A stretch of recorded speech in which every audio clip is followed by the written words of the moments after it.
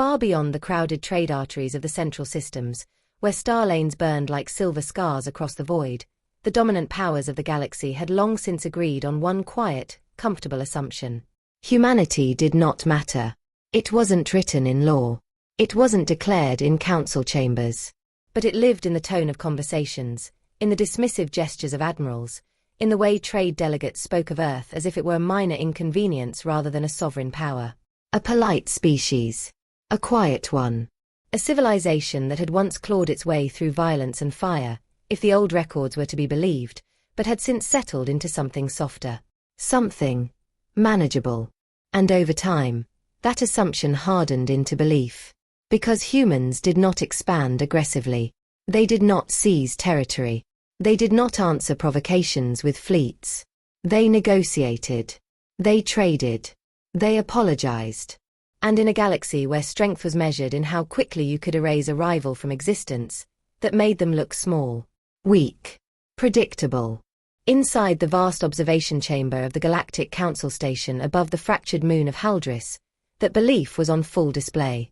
Delegates from 100 species sat beneath towering holoscreens, watching distant conflicts unfold in cold, calculated silence. Border skirmishes. Resource disputes. Minor wars that flared and died like sparks in the dark. To them, suffering had become data. And today, it was just another situation to monitor. A refugee convoy, 3 broken systems worth of survivors, moving through neutral space under minimal escort. A fragile line of civilian transports. A handful of outdated defense ships. And, almost as an afterthought, one human vessel. Small. White. Marked with medical insignia that felt almost naive against the armored brutality of modern fleets. A few council members noticed it. Most didn't. And those who did only exchanged faintly amused glances. Humans still send aid ships into active conflict zones, one delegate remarked, voice laced with mild disbelief. They always have, another replied. It's part of their identity. Preservation. Relief. Diplomacy. Or denial, a third added. They behave as if morality still has weight in open war. A quiet ripple of agreement followed. Because everyone in that chamber understood the same unspoken truth. Morality did not stop plasma fire. But not all of them were entirely comfortable. At the far edge of the chamber, partially obscured by taller representatives, a lesser-known observer scrolled through archival data on a private display. Old human records. Fragmented. Heavily restricted. And inconsistent. Because buried beneath layers of peaceful diplomacy and trade agreements, there were anomalies. References to conflicts that didn't match known galactic timelines. Mentions of weapons that had no modern equivalent. Entire military doctrines marked as obsolete, not because they had failed, but because they had been sealed. Forgotten. Erased. He hesitated, scrolled further, and paused on a single line pulled from a degraded archive. If activation occurs, escalation has already failed. No context. No explanation. Just a statement. And a warning. Across the chamber, laughter broke the silence. Someone had enlarged the visual feed of the refugee convoy, highlighting the human ship drifting quietly among vessels 3 times its size. Unarmed by comparison. Insignificant. They haven't changed, a counselor said, leaning back with casual confidence. Still pretending they can help everyone. And still believing no one will exploit that, another added. A few smiles. A few dismissive nods. Because in a galaxy shaped by power, there was only one rule that mattered. The strong acted. The weak reacted. And humanity had not acted in a very long time. But there were still those records. Still those fragments. Still those warnings that refused to fully disappear. Stories whispered in restricted archives about a time when humans had not been passive. When they had not negotiated. When they had not stopped. Stories no one took seriously anymore. Because if they were true, the galaxy would not look the way it did today. And so the assumption remained unchallenged. Comfortable. Stable. Safe. Until the moment it wasn't. Because far out in the dark, beyond the reach of politics and observation protocols. Something was already beginning to unfold. Something that would test every belief the galaxy had ever built about humanity. Something that would force a question no one in that chamber was ready to answer. What if humans were never weak? Only waiting? Out beyond the structured lanes of civilization, where official patrol routes faded into uncertainty and law existed only as distant promise, the refugee convoy moved in fragile silence. It was not a fleet. It was a collection of survivors. Ships that had once carried trade now carried the displaced. Cargo holds filled with families instead of goods. Medical bays overflowing with the wounded. Data cores packed with the last remaining records of worlds that no longer existed. 3 systems had fallen in less than a month. Not conquered. Erased. And this convoy was all that remained. Inside the transports, there was no strategy. No politics. Only waiting. Children pressed against viewports, staring at unfamiliar stars. Parents whispering reassurances they didn't believe. Medics working without rest, knowing supplies wouldn't last if something went wrong. Because everyone on board understood the same quiet fear. If they were found out here, no one would come in time. The escort ships knew it too. A thin defensive line made up of outdated patrol vessels and a handful of armed merchants, barely enough to discourage opportunists, nowhere near enough to stop a real threat. They stayed close anyway. Because leaving wasn't an option. And drifting among them, almost easy to overlook, was the human vessel. White hull. Blue medical markings. No visible heavy weapons. Just a relief ship doing what humans always did, arriving where things were already broken, trying to hold something together. For a while. It almost looked like they might make it. Then the stars shifted. At first, it was subtle. A distortion in long-range scans. A flicker across navigation systems. One of the escort captains frowned at his console, adjusting filters, assuming interference.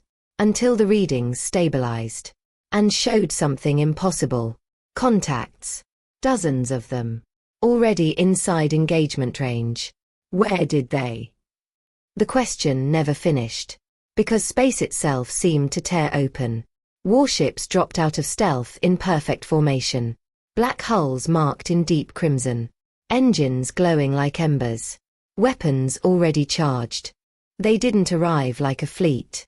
They appeared like a trap closing. Panic spread instantly. Comms channels flooded with overlapping voices.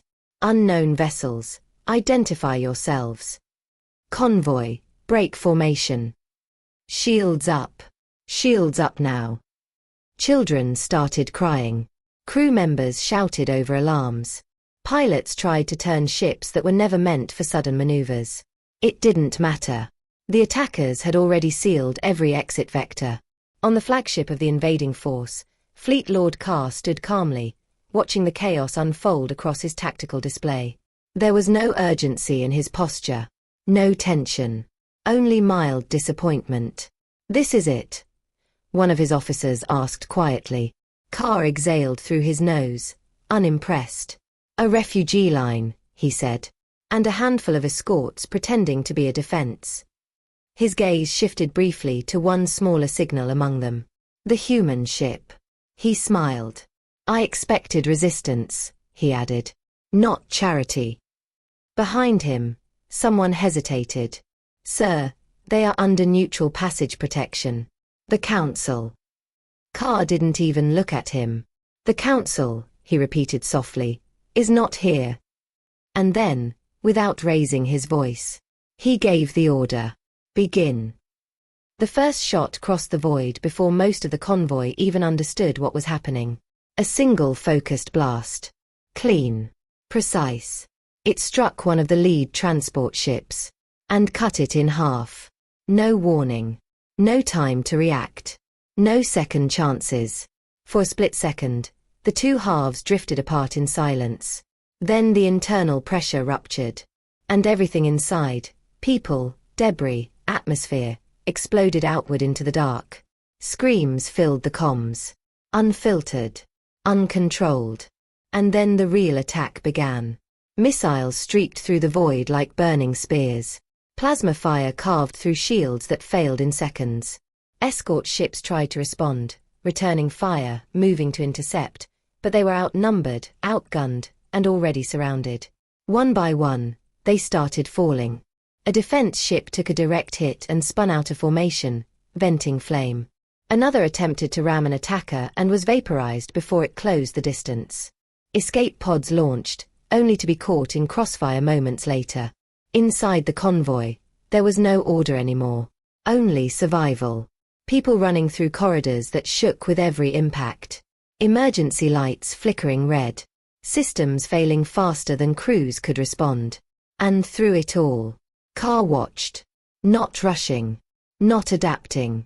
Not even needing to. Because this was never a battle. It was a demonstration. Broadcast it, he said calmly. His officers hesitated. For the frontier systems, Carr clarified. And for the council. A pause.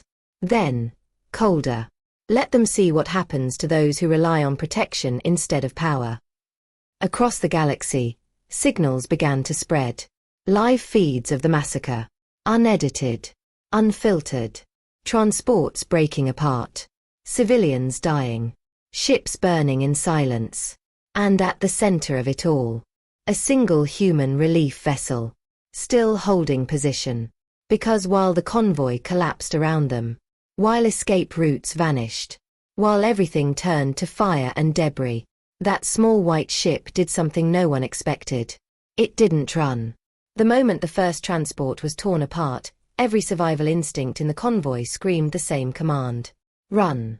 Break formation. Scatter. Save whoever you can. And most ships tried. Engines flared. Pilots forced unstable turns. Damaged vessels drifted out of alignment as crews desperately searched for any gap in the tightening kill zone. There wasn't one. The attackers had anticipated panic. They always did. But one ship did not move. At the center of the collapsing convoy, the human relief vessel adjusted its position. Slowly, deliberately, until it stood between the attackers and the largest cluster of civilian transports. A fragile line. A meaningless one, by every known standard of war. On its bridge, warning alarms overlapped into a constant scream. Multiple target locks. Shields at 40%, dropping. Impact in. The deck shook violently as near-miss fire scraped across the hull. Panels sparked. Lights flickered. But the captain did not raise her voice. Commander Elia Vance stood at the center of the bridge, one hand resting lightly against the command console, steadying herself as the ship trembled beneath her. Blood traced down her sleeve from a shallow cut. She ignored it. "How long can we hold position?" she asked. At tactical, a young officer swallowed hard, eyes locked on a display that was rapidly filling with red. "Not long." A pause. Just long enough for the truth to settle. Behind them, the convoy was breaking apart. Ships were dying. People were dying. And every second they remained here, they were choosing to die with them. Elia nodded once. Not in hesitation. Not in fear. Just acceptance. Then we make it count. Around her, the bridge crew stilled. No speeches. No dramatic declarations. They understood. This wasn't about winning. It was about time. "Bring us 10 degrees forward," she ordered. Full frontal profile. The helmsman turned sharply. The ship rotated, exposing its weakest armor toward the enemy line. A tactical officer looked up, startled. "Captain, that will increase direct exposure." "I know." Her voice remained calm. "Open all emergency channels," she continued. "Civilian frequencies, military relays, anything that's still intact." What do we send?" Elia didn't answer immediately. For the first time since the attack began, her gaze shifted, not to the battlefield, not to the incoming fire, but to a small, inactive panel beside the command console. Personal access. She reached out, activated it. A simple recording interface flickered to life. For a brief moment, the chaos of the battle seemed to fade behind her. She spoke quietly. Not as a commander. Not as an officer. but as a person who knew exactly what was about to happen. If this reaches Earth. A small breath. Tell them we held. Another impact rocked the ship. Somewhere below deck, something failed violently. She didn't flinch. Tell them there were families here, she continued. Children. Survivors. Her voice tightened, just slightly. And tell them. A pause. Not for effect. For truth. We didn't run. She ended the recording. No hesitation. No second take. Transmit, she said. The signal burst outward, fragmented, unstable, buried beneath the noise of battle. But sent. At the same time, she turned back to her crew. All power to forward shields, she ordered. Reinforce structural integrity. Hold this line as long as possible. The ship shuddered again as direct fire began to land. Outside, the difference was immediate. Where the human vessel stood, incoming fire slowed, just slightly, as targeting systems recalibrated. As enemy ships adjusted focus. As attention shifted. And for the first time since the attack began, some of the transports behind them gained a few extra seconds. A few seconds to turn. To accelerate.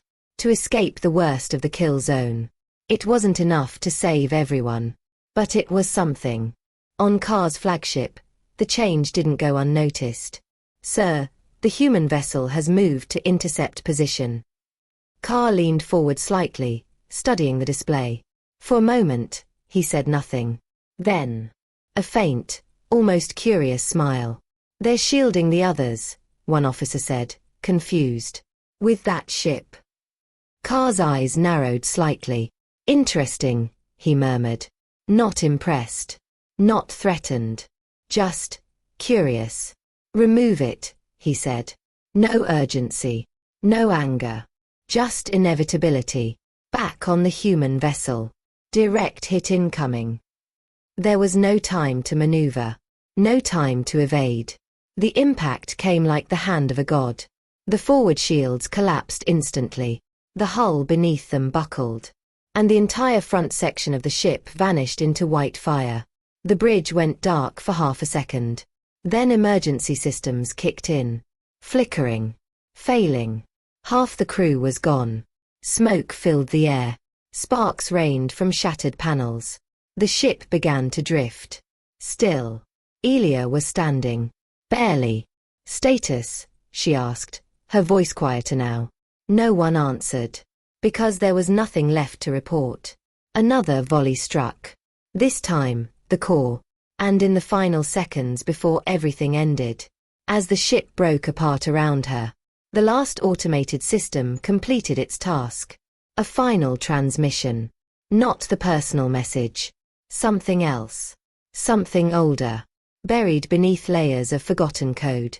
A signal that had not been used in over a century. And as the human ship disappeared in a silent bloom of light, that signal slipped away unnoticed, carrying only a single classification. Emergency doctrine activation. And far away. Something heard it. For several long seconds after the human ship vanished, the battlefield returned to something almost quiet. Not peaceful. Never that. Just quieter. The main cluster of resistance had been erased. The remaining escorts were scattered or crippled.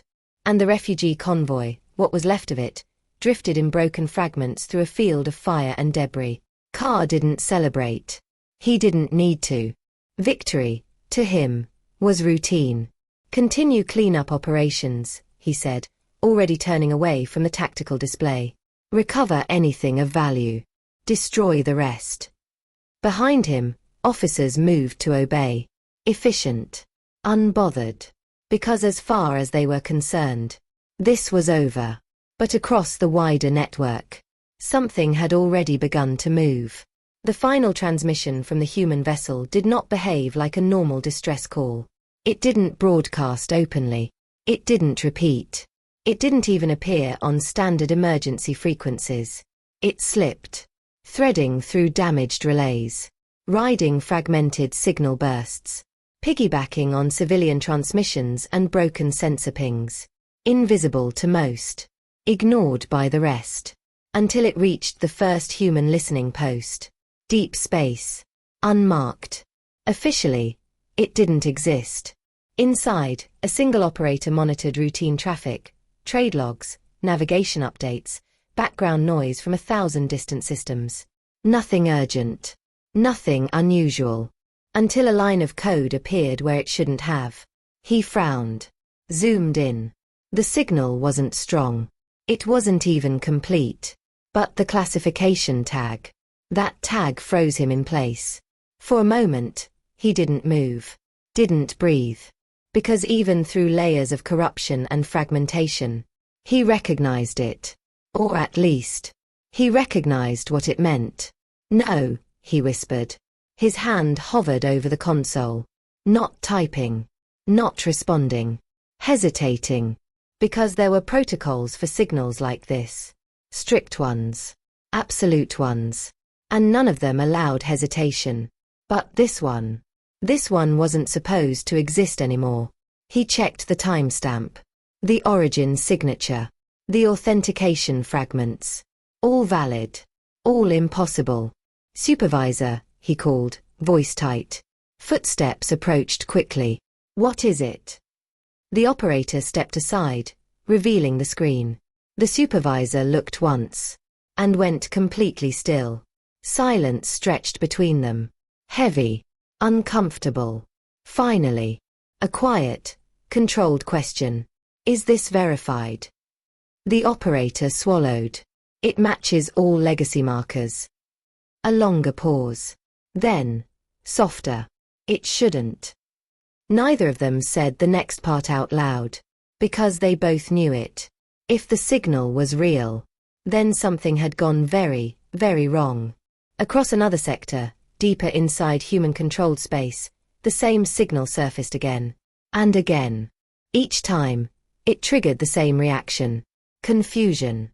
Recognition. Then, fear. Because buried within the fragmented transmission was a phrase that had not been spoken in over a century. Not in training. Not in command. Not even in classified briefings. A phrase removed so completely from modern doctrine that most officers had never even heard it. And yet, there it was. Clear. Undeniable.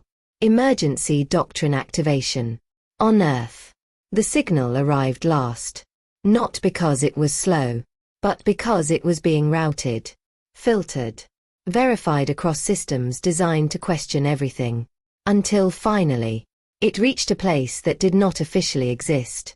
Deep beneath layers of reinforced structure, hidden behind civilian infrastructure and obsolete designations, a sealed command chamber sat in complete silence. No active personnel. No visible activity. Just a dormant system. Waiting. And when the signal touched it, everything changed. At first, it was subtle. A single indicator light flickered from black to red. Then another. And another. Until the entire chamber began to glow with a low, pulsing illumination. Systems that had not powered on in decades began to wake. Locked files opened automatically. Encrypted archives decrypted themselves. Ancient protocols, long buried, rose to the surface of active command layers. Across dormant networks, signals spread outward. Silent. Precise. Unstoppable. And in a secure facility half a world away, an alarm sounded. Not loud. Not chaotic. But deliberate. The kind of alarm that existed for only one purpose. To indicate that something had happened. That should never happen. Senior officers were already moving before they fully understood why. Doors opened. Corridors filled. Commands were issued on instinct rather than clarity. Because even without context, the system itself was enough. By the time they reached the command center, the main display was already active. A single line of text burned across the screen. No decoration. No explanation. Just a statement. An authorized mass casualty event confirmed. Humanitarian asset destroyed.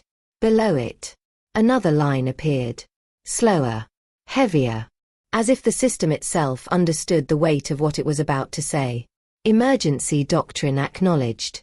Silence filled the room. Not confusion. Recognition. Because somewhere, deep in their training, buried under years of modern doctrine and peaceful policy, there had been whispers, fragments, warnings, about what this meant. One officer spoke, voice barely above a whisper.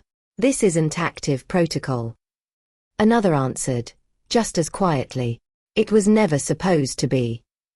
At the center of the room, a senior commander stared at the screen, unmoving, because unlike the others, he understood exactly what they were looking at, and exactly what came next.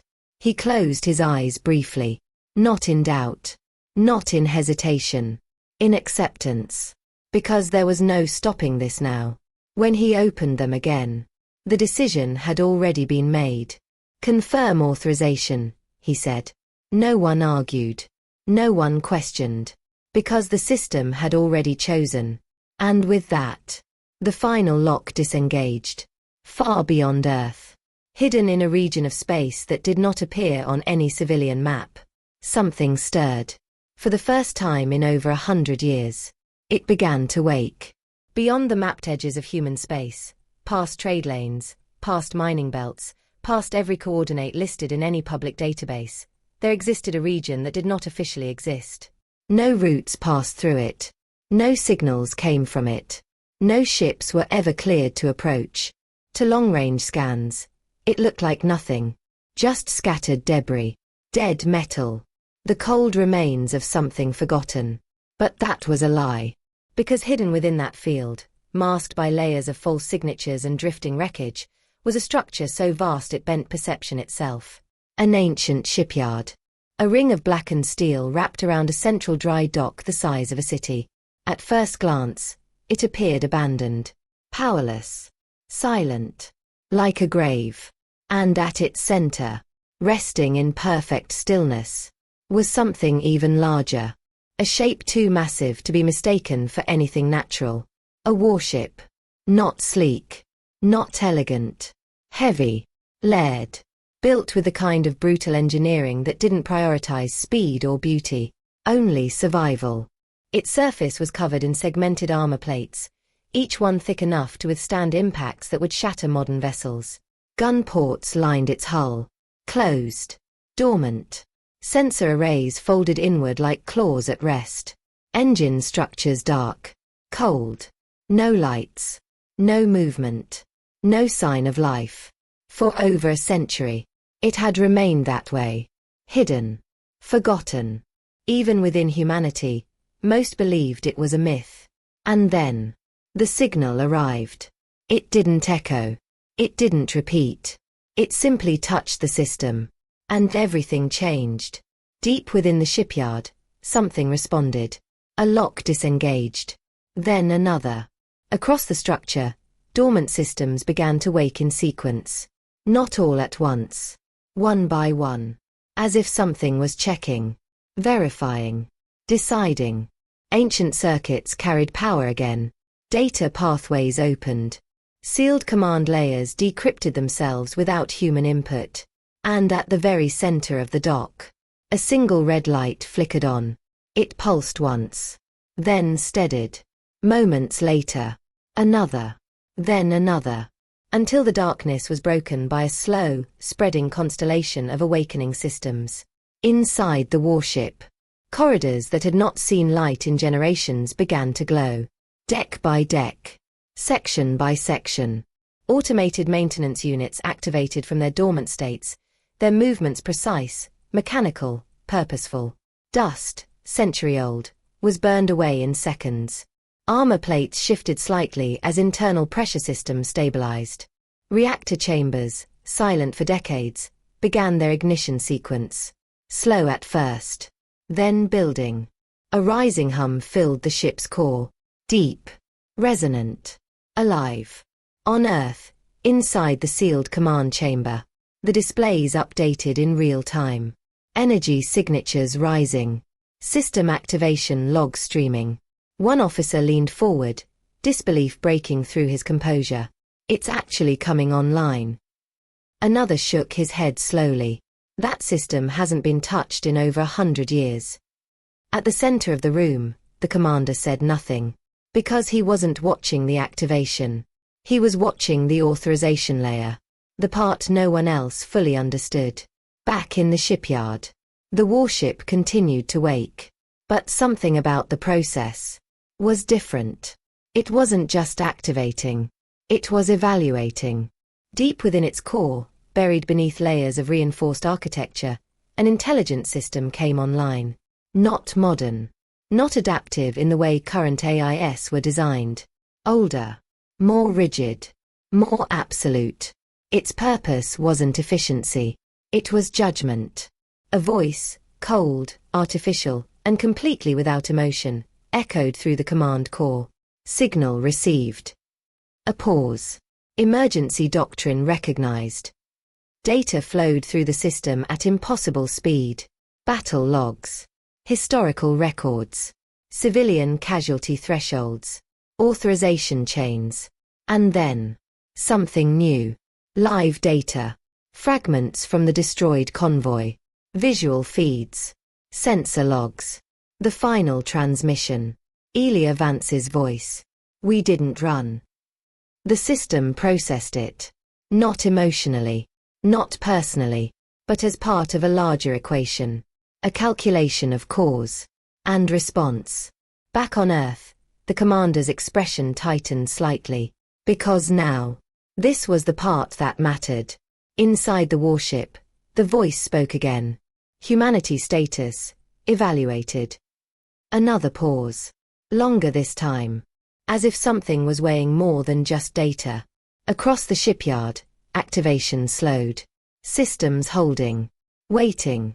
Even the growing hum of the reactors stabilized. As if the entire structure was listening. In the command chamber. No one moved. No one spoke. Because they all felt it. This wasn't just activation. This was permission. Then, the answer came. Authorization condition met. The pause ended. Instantly, the entire system surged forward. Reactor output spiked. Armor systems unlocked in layered sequences. Weapon ports shifted. Opening for the first time in over a century. And for a brief moment. Even the officers watching from Earth felt something they couldn't quite name. Not pride. Not relief. Something heavier.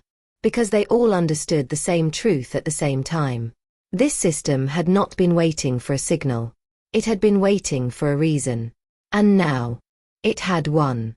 Deep within the warship, the voice spoke one final time. Primary vessel online. A beat. Then, a waiting command. And far across the galaxy, in the burning remains of a battlefield where a warlord still believed he had won, something had just awakened. That was never meant to return. The first thing the crew noticed was the silence. Not the absence of sound, but the weight of it. As their shuttle crossed into the hidden shipyard, every system aboard flickered once, just once, as if something vast had acknowledged their presence. Then stabilized. No alarms. No warnings. Just acceptance. Commander Orin Kale stood at the front of the cockpit, arms folded behind his back, eyes fixed on the growing shape ahead. Even he hadn't expected it to be this large. The warship filled the dry dock like a shadow given form. A mountain of black armor and ancient design. Its surface wasn't smooth like modern vessels. It was layered, segmented, reinforced in ways that spoke of a time when ships were expected to endure direct annihilation and keep moving. Behind him, tactical specialist Nira whispered under her breath, "That's not a ship." No one corrected her, because they were all thinking the same thing. It wasn't. Not really. It was something else. Something built under different rules. The shuttle descended slowly into the open hangar. And the scale became worse. Rows upon rows of dormant strike craft lined the interior. Sleek, black, and completely silent. Not powered down. Waiting. Maintenance platforms moved along the walls with precise, automated motion, adjusting systems that had already repaired themselves long before the crew arrived. Engineer Tal adjusted his wrist display, frowning. "These readings," he muttered. "That's not possible." Nira glanced over. "What is it?" He didn't answer immediately. because he was still trying to understand what he was seeing. The reactor output alone, he said finally, voice tightening.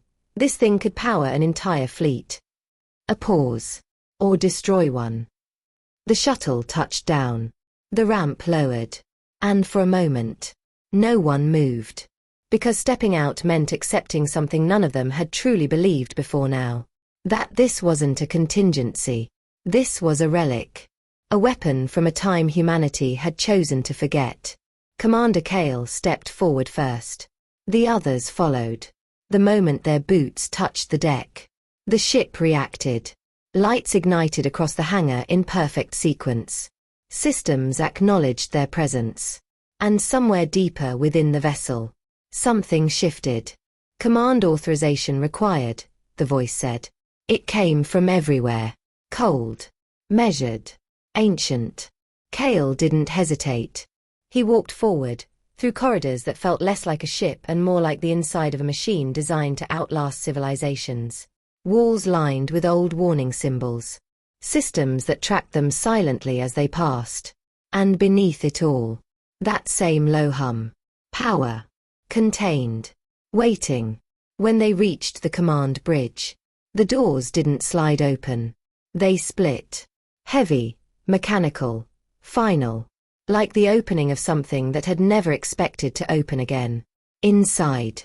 Darkness. Then. Light. A wave of blue and red illumination spread outward as consoles rose from the floor, forming stations that had not been used in over a century. At the center, a tactical sphere ignited. And in that moment, the ship became real. Identify command authority, the voice said. Cale stepped forward, placed his hand on the biometric plate. For a second, nothing happened. Then, authorization accepted. And everything changed. The ship came alive. Not gradually. Instantly. Across the hull, armor plates shifted, unlocking weapon systems hidden beneath layers of reinforced protection. Hangar bays opened. Drone swarms activated in perfect synchronization. Deep within the ship, massive internal structures aligned, systems designed not for defense, but for overwhelming offense. On the bridge, data flooded the displays. Weapon groups, targeting systems, power allocation, capabilities that made modern fleets look primitive. Neera stared at the tactical interface, her voice barely above a whisper. This isn't war doctrine. Tal shook his head slowly. No, he said. This is extinction doctrine. Files began to unlock automatically across the command system. Old records, sealed archives. And one line repeated across every classified document. If activation occurs, diplomacy has already failed. Cale read it once, then again, and understood something that made even him pause. This ship was never meant to be used lightly. It wasn't built for balance, not for deterrence, not for negotiation. It was built for one purpose: finality. Back on Earth. The command chamber watched in silence as the last system came online. One officer finally spoke. Why was this ever created? The commander didn't answer immediately. Because the truth wasn't simple. And it wasn't comfortable. When humanity nearly destroyed itself, he said quietly, we learned something. A pause. That if we were ever pushed far enough. His gaze returned to the screen. We would not stop. Silence followed, because no one in that room misunderstood what he meant. Back aboard the warship, the final system initialized. A deep, resonant pulse moved through the entire structure, and the voice spoke again. Primary combat systems online. A brief pause. Then, all restrictions lifted under emergency doctrine.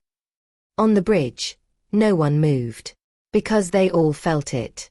The shift. This was no longer preparation, no longer potential. This was activation. Commander Cale took his seat. Not dramatically, not ceremonially, just, inevitably. Set course, he said. Neera looked up. Destination. Cale's eyes remained fixed on the tactical sphere, on the distant, burning remains of the convoy. On the fleet responsible. And his answer came without hesitation. Target confirmed. Far away. Fleet Lord Carr still stood among wreckage and fire, believing the lesson had already been delivered. Believing the weak had been reminded of their place. Believing humanity had done nothing. He was wrong. Because something had just awakened. That humanity itself had been afraid to remember. The battlefield had changed. Where chaos had once ruled, there was now a slow, drifting aftermath. Broken ships. Burning debris. Fragments of what had once been a convoy, now scattered across the void like ash after a fire. Carr's fleet moved through it methodically. Not in formation. Not in urgency. But with the quiet efficiency of predators finishing a meal. Salvage units collected usable material. Strike ships hunted down damaged escorts still attempting to flee. Scanning arrays swept the debris field for survivors, not to rescue them, but to control what remained. Because this wasn't just victory. It was a statement. On the flagship, Carr stood before the observation display, hands clasped behind his back. He was watching the wreckage. Not with satisfaction. With certainty. Because this was how the galaxy worked. The strong acted. The weak disappeared. And anyone who believed otherwise was corrected. Broadcast channels are still active, one of his officers reported. The feed is reaching outer systems. Carr nodded slightly. Good, he said. Let them watch. A pause. Let them understand. Behind him, another officer hesitated. Sir, there's something else. Carr didn't turn. Speak. The officer swallowed. We're picking up a signal anomaly. That got his attention. Carr shifted slightly, eyes narrowing as the tactical display adjusted. At first, there was nothing. Then, a distortion. Faint. Barely detectable. A region of space where sensor returns didn't behave correctly. Interference. Carr asked. Unclear, the officer replied. It's not consistent with debris patterns. Another pause. And it's moving. Carr studied the display. For a moment. Just a moment. Something about it felt wrong. Not threatening. Just wrong. How long has it been there? He asked. We're not sure, another officer answered. It may have been masked by the battle. Carr exhaled slowly. Then dismissed it. Debris distortion, he said. Residual energy fields. The officers didn't argue. Because they had no evidence to contradict him. And because Carr had never been wrong before. Maintain current operations, he continued. I want the remaining escorts eliminated. A beat. And prepare a final broadcast. The bridge shifted back into motion. Orders carried out. Systems adjusted. And the anomaly remained. Across the wider network, the earlier message from Earth had already spread. Short. Precise. Cold. You have violated protected humanitarian law. Withdraw immediately. This is your only warning. It had reached everyone. The Council. Frontier systems. Trade networks. And Carr's fleet. Reactions varied. Some saw it as a sign of weakness. A formal protest. A predictable response from a species known for restraint. Others felt something else. Something harder to define. Because there was no emotion in the message. No anger. No desperation. Just certainty. Back on the flagship. Carr read the transmission once. Then again. And then. Laughed. Not loudly. Not wildly. Just a quiet, dismissive sound. A warning, he said. He looked around the bridge. As if they think they still matter. A few officers smiled. Others remained silent. Because even now, some of them felt it. That subtle tension. That growing sense that something wasn't right. Shall we respond, sir? One asked. Carr shook his head. No. A pause. Then, colder. We will demonstrate. He turned back to the display. zoomed in on a damaged escort ship still drifting near the edge of the debris field. Its engines failing. Its weapons offline. Helpless. "Target that vessel," he ordered. No hesitation. Broadcast the execution. Across the void. Weapons charged. The damaged ship tried to move. Too late. A single strike hit its core, and it vanished in fire. The broadcast spread instantly. Clear. Deliberate. A message layered over destruction. On the bridge. Carr watched it without expression. Then spoke. "Let Earth see that warnings do not change outcomes." But behind him, the anomaly shifted again. Closer now. Still unreadable. Still wrong. "Sir," an officer said quietly. Carr didn't respond. Because for the first time, the tactical display failed to lock. Just for a second. A brief flicker. A gap in the data. And in that gap, something appeared. Not clearly. Not fully.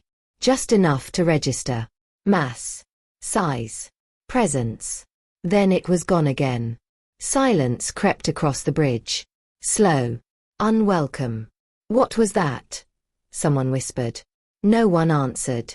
Carr's jaw tightened slightly, but only slightly. "Recalibrate sensors," he said. "Now." Systems scrambled to respond. Scans intensified. But the anomaly remained just out of reach. And far beyond them. Hidden in the distortion. Something was already there. Watching. Waiting. Because the warning had been given. And ignored. And now, there would be no second one. The distortion didn't fade. It grew. Slow at first. Just a widening absence in the sensor field. A region where data refused to exist. Where targeting systems failed to lock. Where space itself seemed to hesitate. Across Carr's fleet, systems began reporting inconsistencies. Tracking loss on forward vector, gravitic readings unstable, sensor return, null. Confusion spread. Not panic. Not yet. Because nothing visible had happened. And in war, what you couldn't see couldn't hurt you. That assumption lasted exactly 3 seconds. It didn't arrive. It appeared. One moment. Empty space. The next. Something was there. A warship. Colossal. Its hull cut from darkness itself, absorbing light instead of reflecting it. Armor layered in massive overlapping plates. Weapon structures embedded deep within its frame, half hidden, half revealed, like something that had never needed to show its full shape before. It didn't announce itself. It didn't broadcast. It simply existed. Where nothing had been. For a fraction of a second. The battlefield froze. Pilots. Gunners. Observers across distant systems. Everyone saw it. And no one understood it. On Carr's bridge. Silence hit like a shockwave. "What is that?" someone whispered. No one answered. Because no one had anything that made sense. Then Carr moved. "Target it," he snapped. The spell broke instantly. Full barrage. All batteries, fire. Bring it down. Across the fleet. Weapons came alive. Missiles ignited in swarms. Plasma lances burned through the void.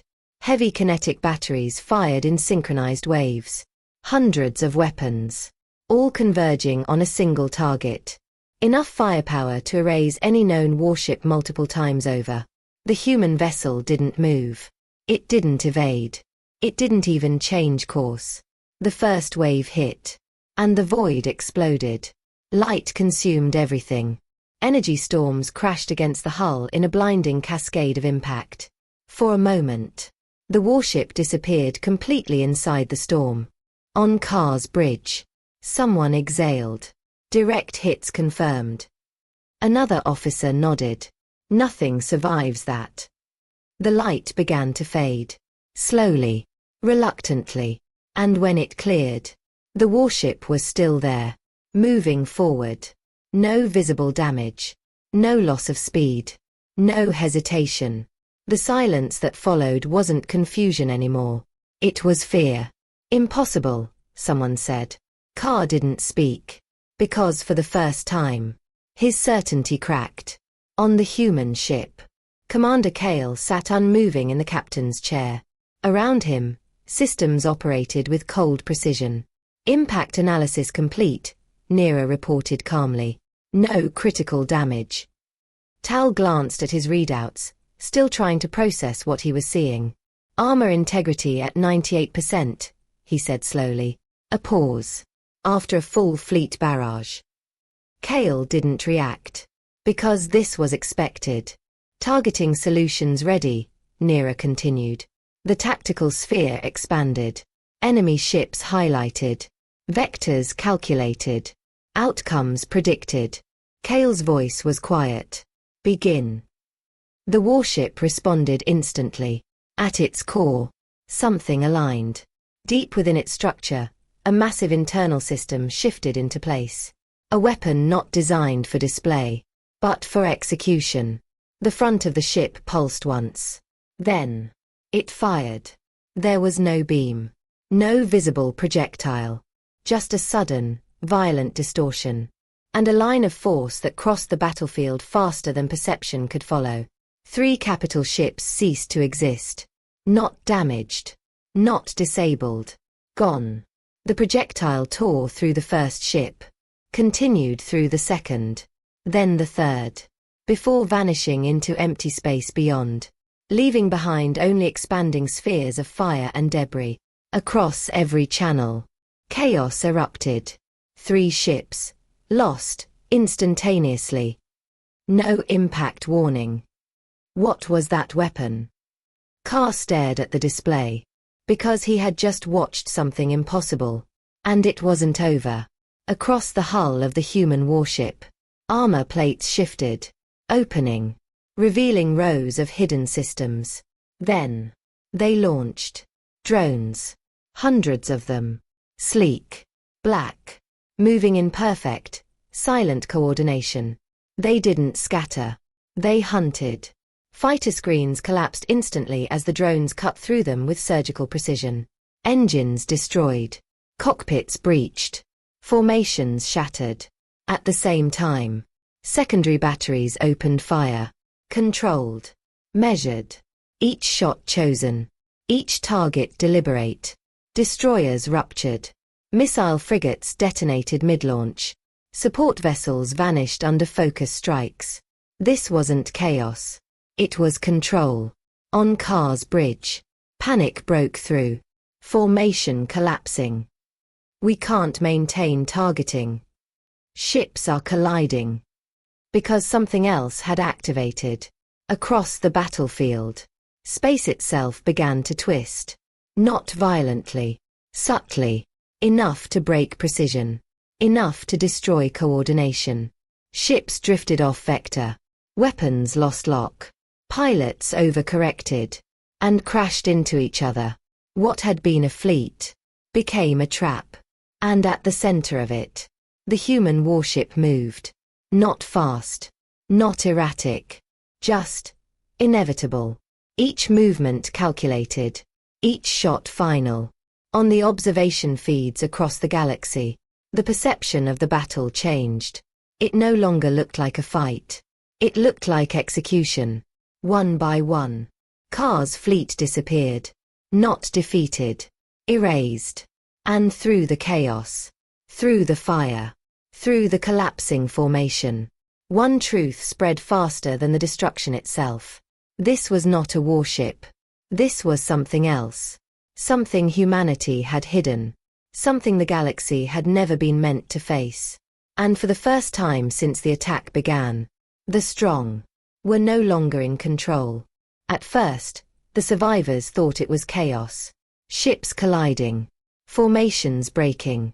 Commands failing to reach their targets. It looked like panic. It wasn't. Because at the center of the battlefield, the human warship was not reacting. It was directing. On the bridge, Commander Cale didn't raise his voice. Didn't rush. Didn't adjust to the fight. Because the fight had already been decided. Tactical grid stabilized, Neera reported. her tone as calm as if she were reading a routine navigation chart. The sphere around them expanded again, not just showing enemy ships, but connections, command nodes, signal relays, energy distribution lines, the invisible structure that held the fleet together. Kale studied it for a moment, then spoke a single sentence. Collapse the system. Neera didn't ask for clarification, because she already understood. The next series of strikes didn't target the largest ships, didn't aim for the most visible threats. Instead, they hit the gaps. A relay vessel near the rear of the formation, destroyed. A command cruiser coordinating outer wings, silenced. A data transmission hub hidden behind heavier ships, erased. At first, nothing seemed to change. Then, everything did. Across Car's fleet, coordination failed. Orders stopped arriving. Targeting data became outdated within seconds. Ships fired based on incomplete information. And in war, that was worse than blindness. Command link unstable. We're losing synchronization. Units are acting independently. Carr slammed a hand against the console. Re-establish control, he snapped. But even as he said it, he knew. This wasn't interference. This was precision. They're not targeting us, one officer said slowly. Carr turned. What?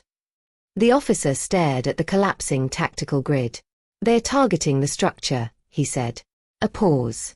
The system behind us. And that's when it became clear. This wasn't a battle. It was dismantling. On the human bridge. Tal looked up from his readouts, something close to disbelief creeping into his voice. They're falling apart faster than we're firing. Neera didn't look away from her console. They were built for coordinated engagement, she said. Remove that. She tapped a control. And they become fragments. Kale remained still, watching. Because this wasn't improvisation. This wasn't adaptation. This was execution of a plan.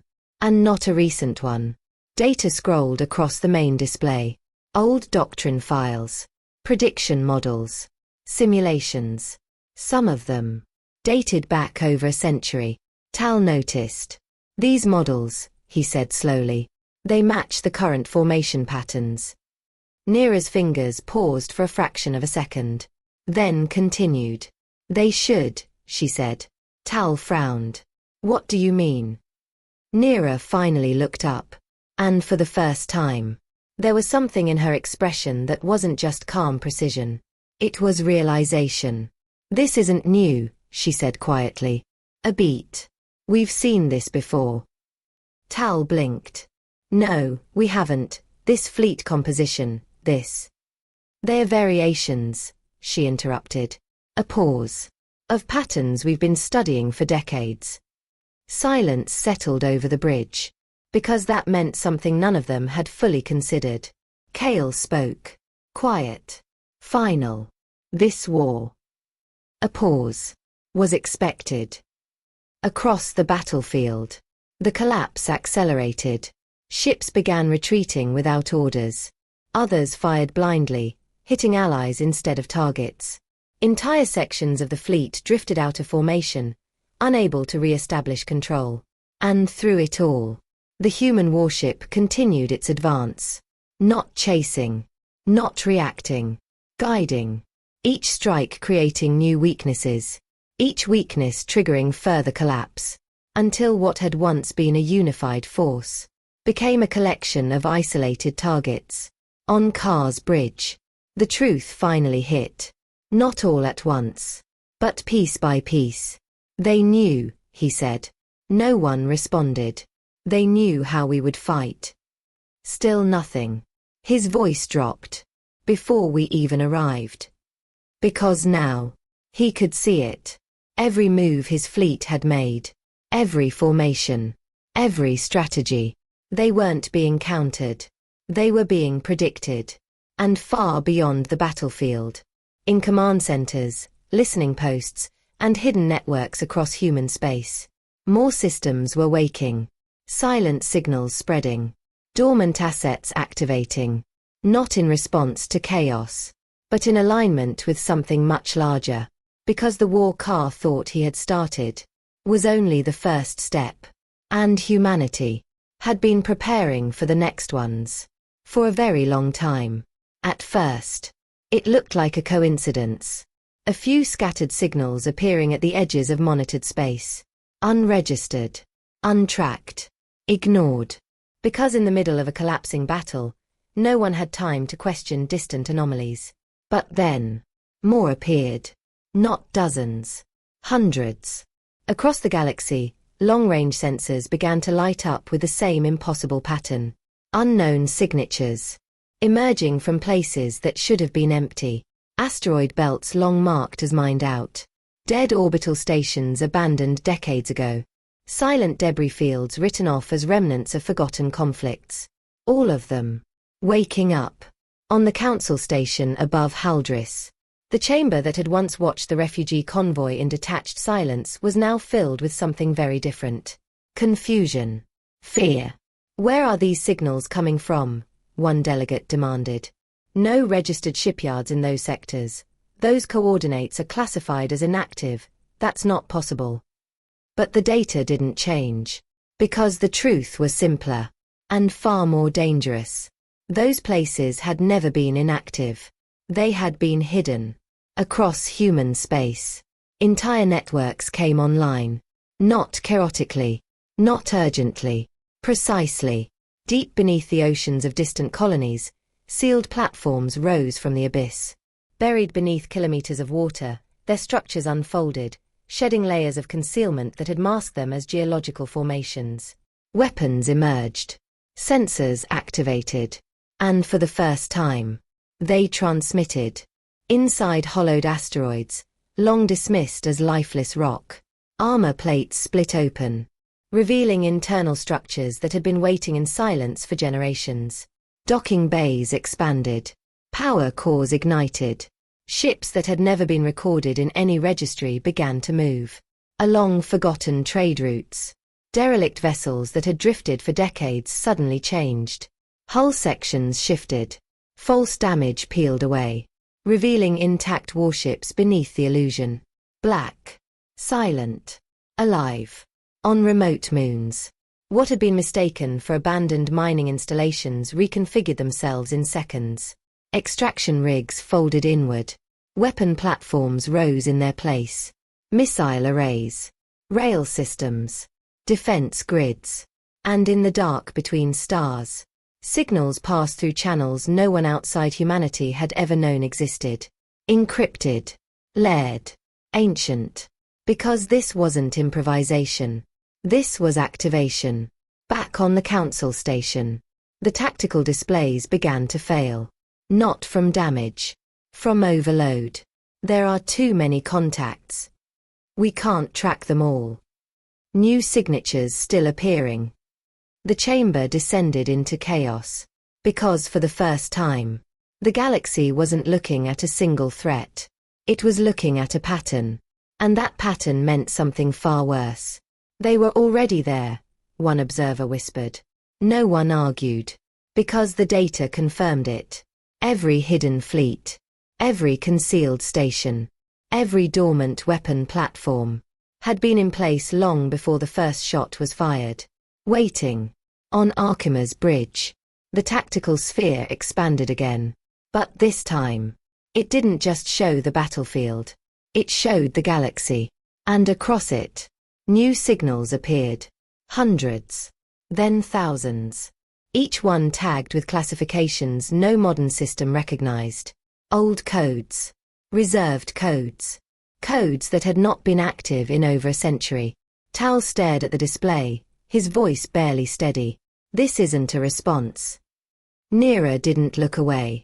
No, she said. A pause. It's a reveal. Commander Kale remained silent. Because he understood what the others were only beginning to realize. Humanity had not been unprepared. Humanity had not been peaceful. Humanity had been patient. Across the expanding network, command structures linked together. Ships that had never operated as a fleet synchronized instantly. Defense systems aligned. Strike groups formed. All without confusion. Without delay. Because this had been practiced. Simulated. Refined. 4 generations. Far from the battlefield. On a frontier colony that had just come under attack. Sirens screamed as unknown enemy ships descended through the atmosphere. Civilians rushed for shelter. Defense systems activated too late. And then, new signals appeared. Human. Black warships dropped from orbit like falling blades. Fast. Precise. They didn't warn. They didn't negotiate. They eliminated. Enemy ships were cut apart before they could complete targeting locks. Ground forces were neutralized before they could establish control. And across emergency channels. A single message repeated. Calm. Certain. Hold position. A pause. Earth has entered full response. Back on the council station. The realization finally took hold. Not slowly. All at once. This can't be everything, one delegate said, voice breaking. Envoy Taran, silent until now, finally spoke. And when he did, the chamber went still. You're right, he said. A long pause. It isn't. They turned toward him. Because unlike the others, he had read the old records. The sealed fragments. The warnings no one had taken seriously. They didn't prepare for war, he continued quietly. His eyes moved to the tactical display. To the overwhelming spread of human signals across the galaxy. They prepared. A breath. For this exact mistake. Silence followed. Heavy. Final. Because now, it was undeniable. Humanity had never been weak. It had never been vulnerable. It had never been unarmed. It had simply chosen not to show it. And now, it wasn't hiding anymore. By the time Khar's fleet was reduced to drifting wreckage, the war had already outgrown that battlefield. What began as a massacre had become a cascade. Across the galaxy, Council-aligned forces moved in panic, not strategy.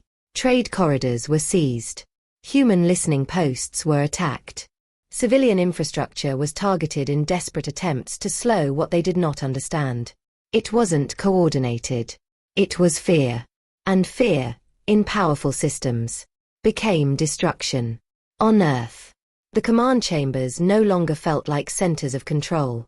They felt like thresholds. Because every incoming report told the same story. They're escalating. Multiple sectors under attack.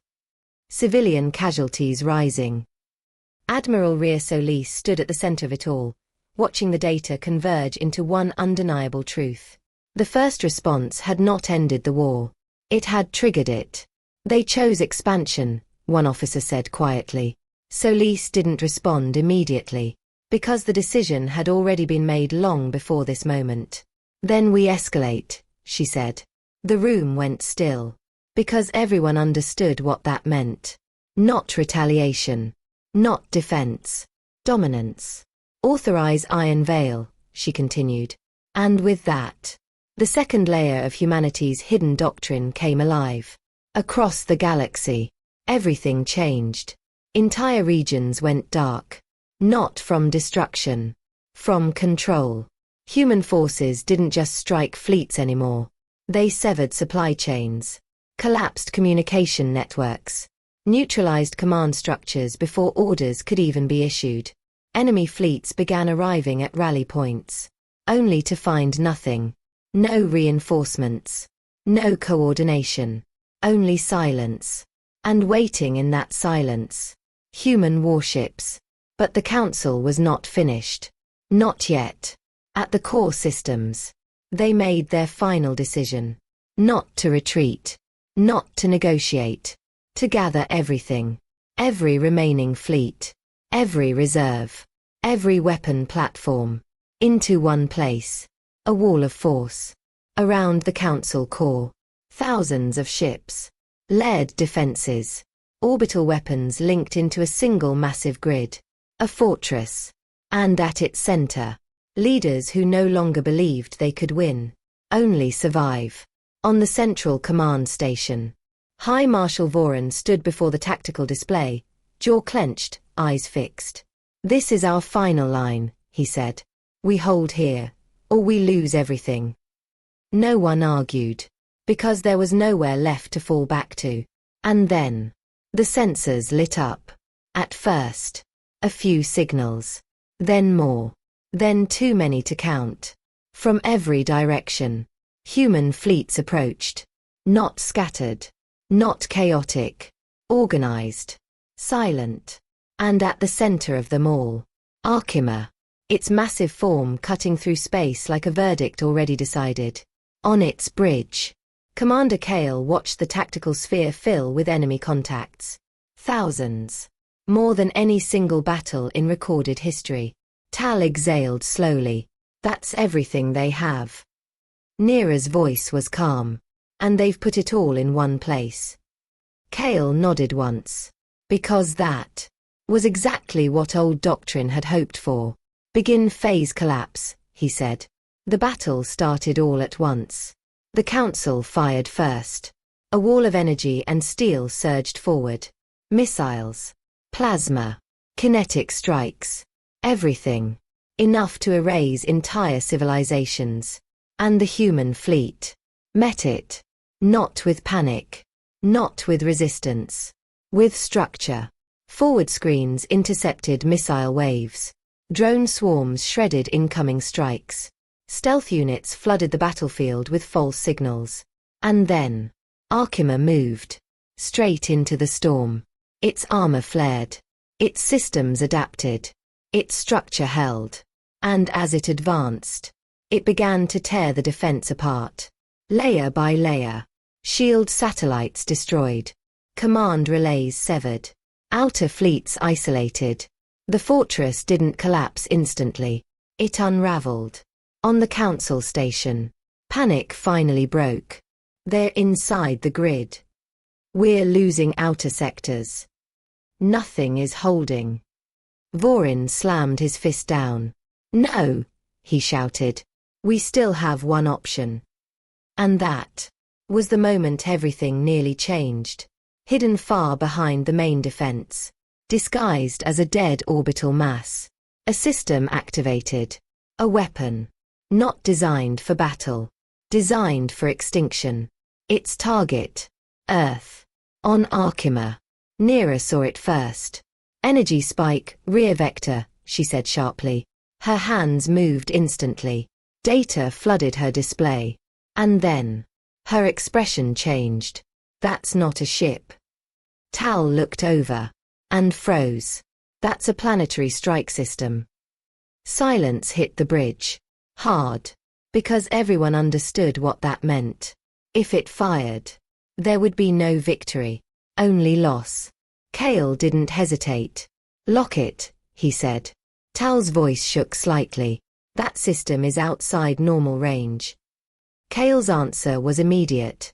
"Then we don't use normal weapons." Neera's eyes flicked to the lower control layers. To something buried. Something restricted. "Commander," she said quietly, "that system is flagged." Tal swallowed. Last resort classification. A pause. Because this was the line. The one humanity had promised never to cross again. Kale looked at the tactical sphere. At the incoming weapon. At the distance. At the time they didn't have. And made his decision. Authorize. Deep within Arkema, something ancient unlocked. Power surged. Beyond normal limits. Beyond safe thresholds. The entire ship trembled. And for a moment, even space seemed to react. On the bridge, Tal's hands moved through the sequence. Slow. Careful. Like someone handling something that should never be used. "Target locked," he said. The weapon charged. Not loudly, but with a presence. A pressure. As if reality itself was being forced to accept what was about to happen. And then, Arkema fired. No flash. No explosion. Just a line. A clean, Impossible line of force crossing space faster than thought. Far across the battlefield. The hidden weapon never had time to complete its cycle. It vanished. Along with everything around it. Gone. Silence followed. Not just on the battlefield. But everywhere. Because every system, every observer, every survivor, had just witnessed something beyond war. And in that moment, the outcome was no longer in question. The Council had lost. They just hadn't accepted it yet. The battlefield didn't end with an explosion. It ended with silence. Not the temporary silence of regrouping. Not the quiet before another strike. Final silence. Across the core systems, the last weapons went dark one by one. Missile arrays powered down. Targeting systems disengaged. Engines cooled. Because there was nothing left to fight. The great defensive wall of the Council, the largest concentration of power the galaxy had ever assembled, was gone. Not destroyed all at once. Taken apart. System by system. Fleet by fleet. Until all that remained were drifting ships. And the realization that resistance no longer meant survival. On Archimedes Bridge. No one celebrated. No cheers. No relief. Only stillness. Because even victory felt heavy at this scale. Neera slowly exhaled, her eyes scanning the now clearing tactical sphere. No active hostiles, she said quietly. Tal leaned back slightly, hands still hovering over controls that had nearly crossed a line no one wanted to define. It's over. Commander Kale didn't answer immediately, because he was looking at something else. Not the battlefield. The planet below. The heart of the Council. It was still there. Untouched. And with a single command. It wouldn't be. The ship could end it.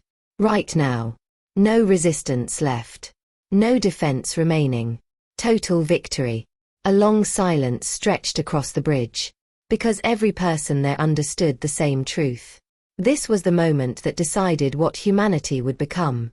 Tal spoke first, his voice low. If we fire. He didn't finish. He didn't need to. Neera's gaze didn't leave the display. There's nothing left after. Kale closed his eyes for a brief second. Not in doubt. In clarity. Because this was never the mission. When he opened them again, the decision was already made. Stand down all primary weapons, he said. For a fraction of a second. No one moved. Then, systems responded. Weapons powered down. Target locks released. The most powerful warship the galaxy had ever seen chose not to fire. Across every open channel, a transmission began. Not loud. Not aggressive. Calm. Admiral Solis's voice carried across fleets, stations, worlds. Steady. Unshaken. You were given a warning. A pause. You chose escalation. Another. You chose to target civilians. The silence that followed was heavier than any weapon. And still. A breath. We chose restraint. Across the galaxy, no one moved. Because now, they understood. Not just what humanity could do, but what it had chosen not to do. On the Council station, leaders who had once spoken with arrogance now stood in silence. Some shaken. Some broken. Some unable to even look at the displays still showing the aftermath of their decisions. Envoy Taran stood among them. Watching. Because he had known. Or at least, he had tried to warn them. They weren't weak, he said quietly. No one responded. They were waiting. In the days that followed, the war didn't continue. It ended. Not through annihilation. Through control. Human forces dismantled the remaining war infrastructure with precision. Weapons seized. Command networks dissolved. Occupied systems freed. Not to dominate, but to ensure it could never happen again. Because the message had already been delivered. And it didn't need to be repeated. Across distant worlds, stories began to spread. Not of destruction, but of something worse. A power so absolute, It didn't need to prove itself twice. Children would grow up hearing it. Leaders would remember it in moments of arrogance. Commanders would hesitate before making the same mistake again. Because one truth had been carved into the memory of the galaxy. Humanity had always had the power to end everything. It had simply chosen not to. Until it was forced to remember. And as Arkema turned slowly in orbit, its engines glowing like distant stars, Commander Kale looked out across the silent void. Not at enemies. Not at victory. At what remained. And in that moment, he spoke the words that would outlive the war itself. We chose mercy. A pause. Remember that. Because next time, they might not.